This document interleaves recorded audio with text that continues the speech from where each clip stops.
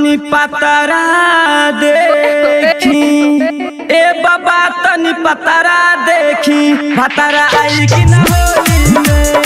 ए बाबा तनी पतरा देखी भतरा आई कि न होली में। कहीं तो दाली चावला डाले आई भारी समस्या बतनी सुलझाई।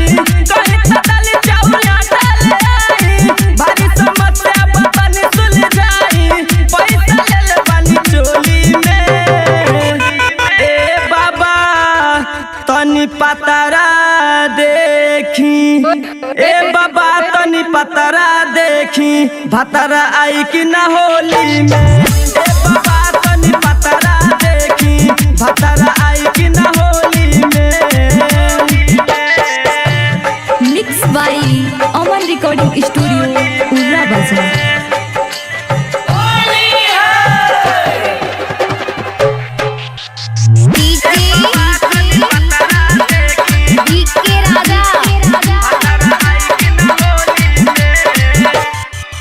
जब से जिया पजाई नहीं आवेला ओंघाई सपना में पागल आई बाबा हो। होई देखी हमर हाथ तनी बुझी हमर बात तनी कदी ना भलाई बाबा हो। कहवा बाटे मजनुआ बताई इहे से बाबा कोनो मंत्र चलाई। कहवा बाटे मजनुआ बताई इहे से बाबा कोनो मंत्र चलाई।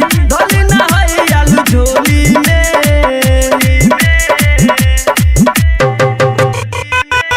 ए बाबा तनी पतरा देखी ए बाबा तनी पतरा देखी भतरा आई कि न होली में।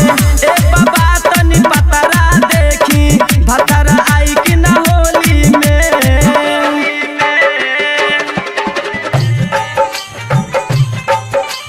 होली में होली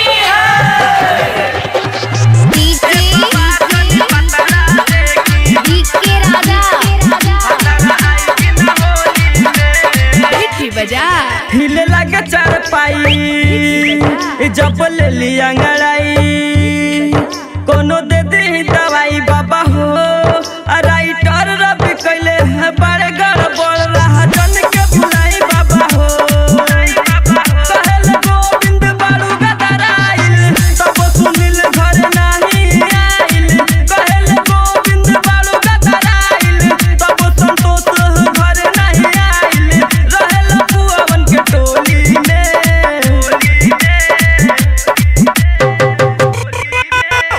ए बाबा तनी पतरा देखी ए बाबा तनी पतरा देखी भतरा आई कि न होली में।